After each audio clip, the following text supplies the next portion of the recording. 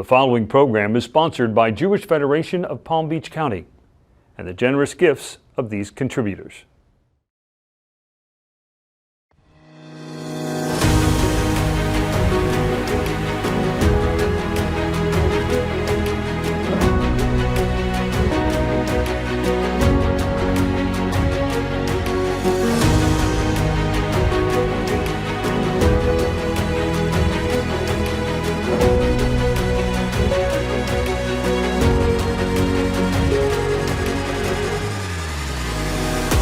Welcome to Mosaic.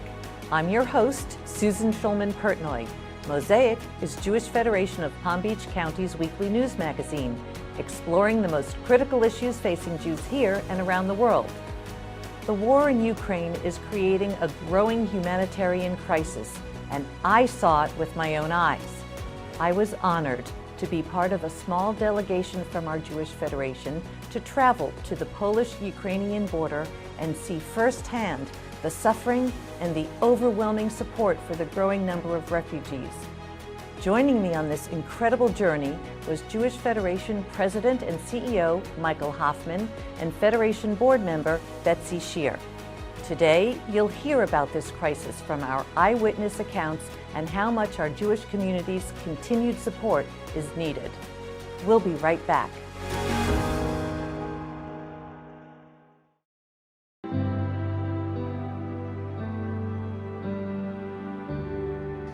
What I've seen has been beyond inspiring. The numbers of volunteers that are here to help, the quiet, organized way in which people are being handled. The services, the minute they walk over the border, are enormous. They're housing all these refugees in huge empty malls and hotels and Airbnbs. It's just overwhelming. The volunteers are making all of this happen. I think the takeaway for me is just the incredible suffering going on, and the fact that we as a Jewish community are here via the JDC, via the Jewish Agency, being able to take care of them, and this is remarkable.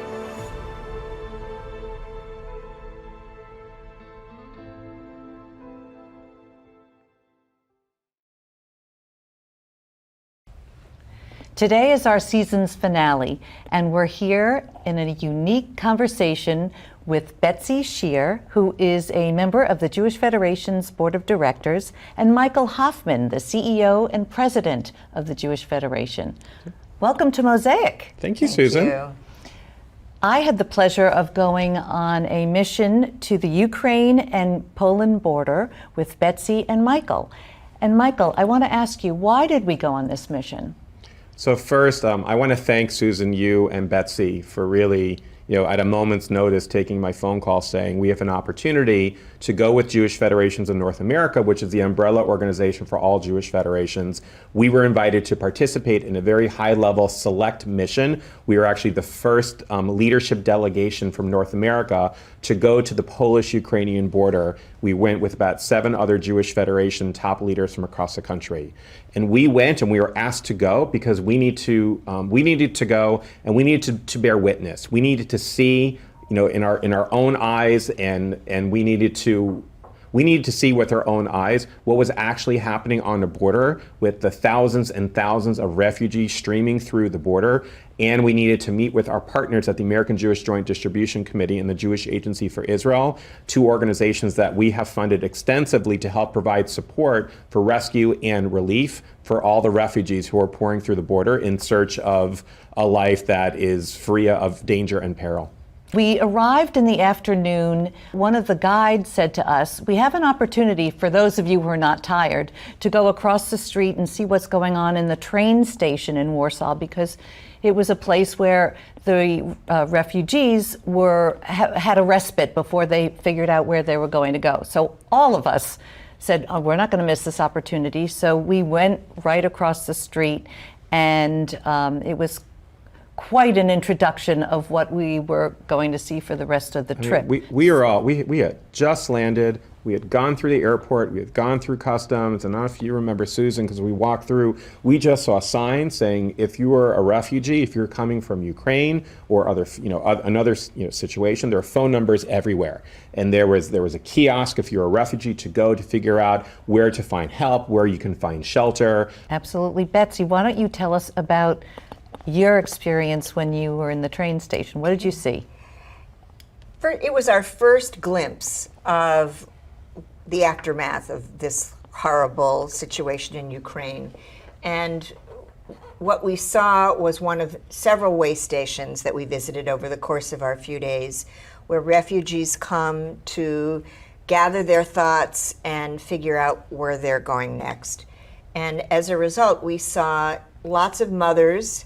And remember, this was almost all women and children, because the men, most of them, stayed back to fight. I shouldn't say only men, because some of the women did bring their children to the border, turn around and go back to join their husbands to fight. But at this point, it was mostly women and children and elderly. And the older people and the moms were just glassy-eyed, sitting on some of the benches in the train. And the kids were being kids. They were looking for things to do. And I could only imagine, because of my own grandchildren, what it might have been like to be in that situation. It was great to see the parents who needed resting getting a little bit of rest. Interestingly, just before I left, I got a phone call from a friend in LA who said to me, "Betsy, I hear you're going on this trip, and I know someone who has a relative in Ukraine who would like to get to Spain. Do you think you can help?" And I said, "I have no idea how I can do this, but I'll see what I can do." So I went up to one of these young Spanish volunteers, and I said to her in my very halting Spanish, "Here's the situation. Do you know of anybody helping refugees get to Spain?" And she said, "Interestingly, I have someone who's getting 2 buses from Krakow next Tuesday. I wonder if there's space on those buses for your friends' friends." So I said, "Well, give me the information." And she showed me a picture from her phone of the contact information, which I immediately texted to my friend in LA. And sure enough, a few days later, those people got on that bus from Krakow to Spain. That's an amazing story. Really an amazing coincidence. Yeah. I had an opportunity to have a conversation with a young lady who was there with her grandmother, her mother, her cousins, and her fiance's family, and we're going to show a clip about that conversation. My name is Rita. Rita? I'm from Ukraine, from Kyiv. This is my family, a part of it. Your mom and your... No, my granny. My mom is somewhere here. My mom, my auntie, my cousins, 1 and 2, second. Wow. And also my fiance's family. Yes, his little sisters. We were in a city called Borodyanka. Maybe you've heard about it. It's a disaster now. So we were there, and we managed to get out of there by ourselves. We got to Kyiv, and from there the Red Cross, they helped us, and they took us here. And what are you going to do? Now you're in the train station. Yes. And where are you going to go? We are going to Wrocław. There, our relatives from Israel, they helped us and they rent us a house. So we are going to stay there. Coming up, the people that are making a difference for those who are suffering. As the fighting in Ukraine continues to escalate, so does our responsibility to help. Federations and our partners are on the ground, helping Jewish refugees escape the destruction, find safety, and rebuild. Whether that's temporary shelter or making Aliyah to Israel, we are there to help. But we cannot do it alone. From Ukraine to Poland to Israel, you are the link between escaping Russian violence and the journey to safety. We're back talking about our mission to the Ukraine border with Poland, and we're going to talk about the humanitarian aid that our partner organizations are doing. But first, I want to tell you that when we were there, the first tent that you saw in this makeshift tent city, humanitarian tent city, was the tent housing the Israeli flag. And Michael, I want you to talk about that because you had a unique experience. So when you're right up to the border, to the fence of the Polish-Ukrainian fence, there's just a constant stream of women and children. And then when you walk through this border, there's a makeshift tent city that has been sort of created with all these different relief organizations. And what was so remarkable is everybody working together. But the first tent you see when you walk through that border is the tent representing the state of Israel. And they're there to help serve Jews and non-Jewish refugees because they are tired, some of them are injured, they're sick, they're fatigued. When you walk into the tent, I had the opportunity to speak with two of the volunteers, and both the volunteers are actually from the US. One actually was a medic fellow at University of Maryland Shock Trauma. Another was a resident in a hospital in Chicago. Both their families are from Poland. I asked, why are you volunteering? And this one young woman said that they are so uniquely aware, acutely aware of Poland's tragic history. They felt a sense of obligation to come to Poland to volunteer to help their brethren from the Ukraine. Why did you decide to volunteer? So I'm Polish and my country's been through this already, and I'll do anything to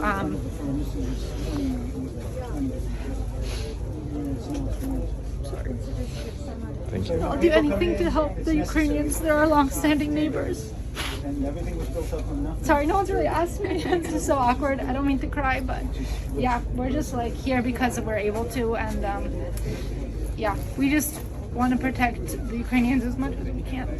And that's really what I felt really through all the volunteers that we interacted with, through the Jewish Agency, the Joint Distribution Committee, and any place else that we were at, the train station, this tent city, any of the hotels where there were volunteers. There was such a level of compassion and kindness, and everybody was just opening up their hearts and their homes and everything they can do to help these individuals who have just gone through so much trauma and still have to deal with so much more. I was really struck by the fact that you had people from every country, every religion, side by side, doing their part, no matter what it was. And some were handing out pizza, and some were giving out water, and over here were diapers, and whatever it was. And they were proudly displaying the names of their organizations or their countries or their religions. And everybody was just there to play a role, and they were there because they wanted to be. And there was a sense of quiet dignity, not just among the workers, but especially among the refugees who understood that when they crossed that border, they were going to be welcomed by people whom they had never met, but who were there just to be kind. Them. Yes. I mean, yes. There's two things that really struck me. One is that when you cross the border, there was an eerie calmness. Yeah. You know, like you didn't hear a lot of screaming. The kids were actually pretty mellow. The mothers who had walked through, they had this look of just sheer determination, and it was very well organized. And they kind of walked through this tent city again with all of these different ethnic groups and all these different religions, and it just kind of made me think that in this period in our world where there's so much conflict, there was so much humanity taking place that it was a little slice in our world of everyone working together to help somebody else. And it was quite emotional. Yeah, as tragic as the situation is, in some ways, it was very affirming because you saw the best of people as well as the worst. And I guess that's what war is all about. But to really see the outpouring of generosity and kindness, and nobody expected to be treated like a hero. They were there because they felt like they wanted to help. Absolutely. And what else was striking was the fact that you see these people who are carrying cell phones and earbuds, and they're like you and I. They are teachers, doctors, lawyers, and they had to leave in a drop of a notice, and some were carrying garbage bags. And I'm trying to process it, and I get to process it and come home to this. They have to process it and figure out what's next. It's really amazing. There's one picture that I took, and it was of this young woman, and I have a 19-year-old daughter. She could have been my 19-year-old daughter. Again, she was wearing her Uggs, she had her fanny pack, she had her iPhone, and now here she is. She walked through the border in this tent city, but the look on her face was relief she made it this far through the danger of going from wherever she was in Ukraine, Odessa, Kiev, and now she was at the border. But their journey is only just beginning, and the level of uncertainty that they have to face, because this is a long road ahead to determine what's going to come next for all of the 6 million refugees that are now flooded throughout Europe and will be scattered around the world. And most of them have no idea where they're going. Right, and even in light of the fact that politically things change and maybe there's a ceasefire, this need for humanitarian aid is going to go on way beyond the next few months. I mean, it's amazing how much need is. There's two levels of need. One is, at least certainly within the Jewish community, is the amount of support that we are providing to Jewish institutions and all throughout Eastern and Central Europe, because they are on the front lines. If you go to the JCC in Krakow, in Budapest, in Bucharest, those JCCs, those Jewish community centers, they're the ones, they have daycare, they're providing shelter, they're providing food, they're the ones taking care of these refugees. We also asked the question of the chief rabbi of Poland, are you only serving Jews? And the chief rabbi of Poland had a just wonderful response back. He said, everybody was made in the image of God. Anyone who's walking into any of our Jewish institutions, we're going to support them. And that just made me very proud. I'm Ariel Zwang, I'm the CEO of JDC, and I'm here at one of the border crossings between Poland and Ukraine. It's a very chaotic situation. Individuals are coming, wheeling suitcases or by bus. They, in some cases, have been at the Ukrainian side of the border for 50 hours, 4 days, and coming hungry, exhausted, and in many cases with nowhere to go and no one to help them. And that's what we're doing here. Now we have two special guests joining us via Zoom. Ariel Zwang is the CEO of the American Jewish Joint Distribution Committee, known as JDC, and Dan Elbaum, who is the head of North American operations for the Jewish Agency for Israel, also known as JAFE. Ariel, I'd like to start with you. We've seen incredible images of videos of people fleeing Ukraine, and incredibly, JDC is on the ground providing aid. How are you able to do this? JDC has worked in Ukraine for 30 years and with the Jewish communities of Europe for decades, very deeply since the war, have accompanied the communities of Europe as they've rebuilt themselves from the ashes of the Holocaust, and in the case of the former Soviet Union, from 2 generations of communism that repressed Jewish life throughout the region. And so we have strong relationships, decades long, that are now all coming into play as we respond to this crisis. One thing that we're very focused on, and have been since before this terrible war started, is we serve about of the 200,000 Jews in Ukraine before the war began. JDC served 40,000 of them with your partnership and your support. The Federation has made this work possible for decades. And one important consideration of ours is to continue that work. We have still thousands of home care workers still providing services to tens of thousands of elderly and destitute Jews, even now, even with this war. So how were you able to scale up your relief efforts with everything going on? What JDC has done is, together with the communities of Europe with which we have decades and generations of relationships, have helped them to open call centers, to open hubs. I saw this in Kishinev, Moldova. They have the head of the community that is he's a businessman. He owns an indoor tennis court. And that indoor tennis court is now a hub that receives buses of refugees from the border. And depending on whether they want to go to Israel, to Germany, or elsewhere in Europe, to Bucharest, the buses then leave there based on what the people want. So it's tremendous baseline of partnership with the communities and infrastructure on the ground that has allowed us, we've evacuated close to 13,000 Jews at this point. How is JDC planning to deal with the needs in a month from now and a year from now, because they're not going to go away anytime soon?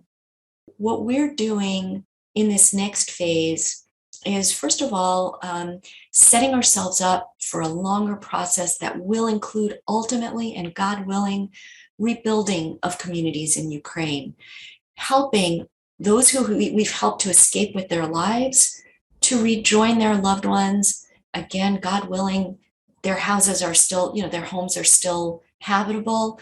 And if not, that's a different matter that requires support, and helping those communities to be strong again and rebuild again, if that's what people want, to return to their homes. It will also mean significant refugee absorption in Europe, and that's already beginning. And one of the things that we're doing now is mapping what's going to be available publicly to all refugees from Ukraine, not just Jewish refugees, in the European Union, in the various countries, so that we make the best use of the resources that you're providing to us, to build upon resources that are publicly available, to figure out how long can we house people? Many, many months, couple of years, and then what services will they need? Right. Job retraining, education for their kids, Jewish education. So all of those are things that we're working on. Ariel, thank you so much for the work that you do and for joining us today. Thank you for all that you make possible and for helping so many people know so much about what's going on. Thank you. Now we'll turn to the Jewish Agency for Israel, and we'll speak with the head of North American Operations, Dan Elbaum. Dan, welcome to Mosaic. Thank you. It's a pleasure to be here. Your organization supports the vulnerable, both in Israel and overseas, and especially in Ukraine. What was it doing there before the war? So we have literally been there for decades. I would say the primary work of our staffers, both Ukrainian and Israeli, is working on Aliyah, the right of any Jew, no matter where he or she lives, to move to the state of Israel if they choose. But we also do very significant work on Jewish identity through summer camps and other ways of really teaching this population about their Jewish identity and their historic link to Israel. So much of this was lost during the Soviet era. How did your long history in Ukraine help you in preparing for the war? I can't emphasize this point enough, but we keep saying it over and over again. Our ability to be there today was because of our presence yesterday, which is only possible because of your support and generous federations across the United States. We have relationships on the ground for years, decades, as I said, which allowed us to respond to the crisis when it occurred. Around 30 days before the crisis, before the invasion of Ukraine, we got together with our top strategic minds. Many of them, pretty much all of them, had been in the Israeli military, and started to go through various scenarios of how we could respond and how we could get people out as quickly as possible should a conflict arise.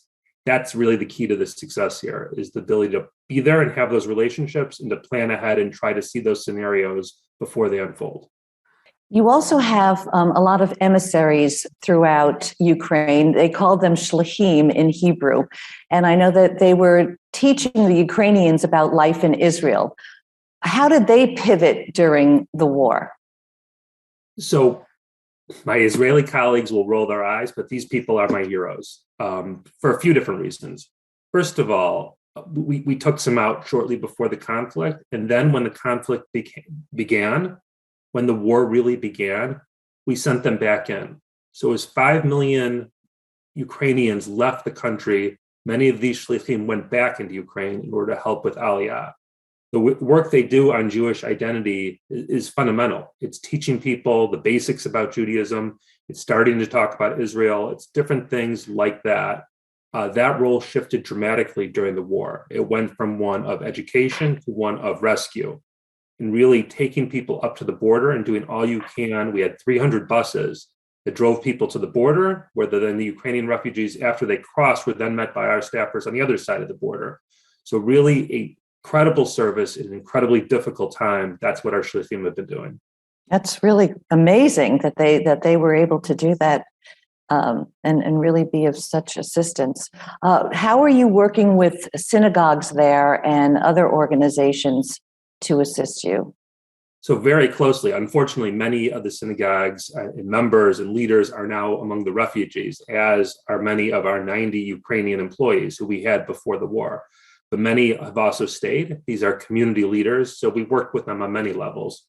First and most importantly is in terms of rescue, of connecting us and other organizations with these refugees, making sure that we can get them on buses, get them on vans, get them on trains, do whatever we can to get them to the border. The second, and very important for us, is the Aliyah process, because in order to make Aliyah, one has to have at least a Jewish grandparent.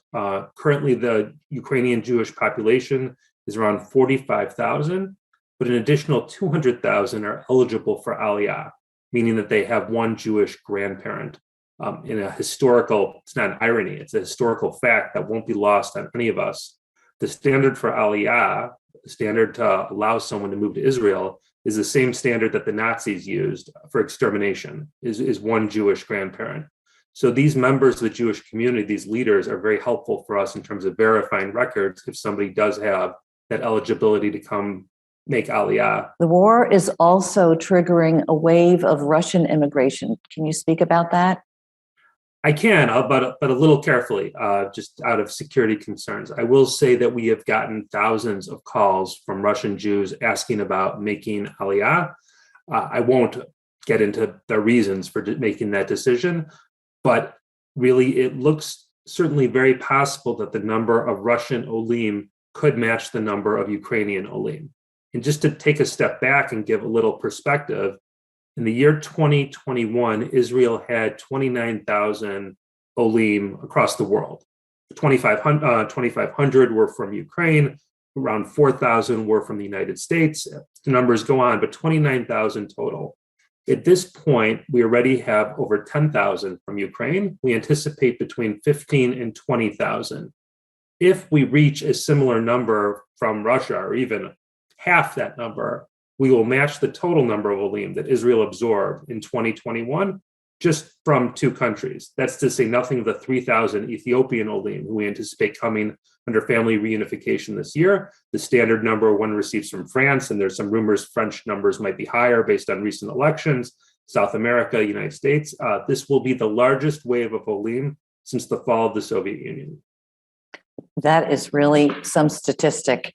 On that note, I really thank you for joining us and appreciate all the work that you do. Thank you. And let me just say, I do love the show, but even more than the show, I do love all the support we get from your federation. We couldn't do this work without it, and please know how much it's appreciated. Thank you.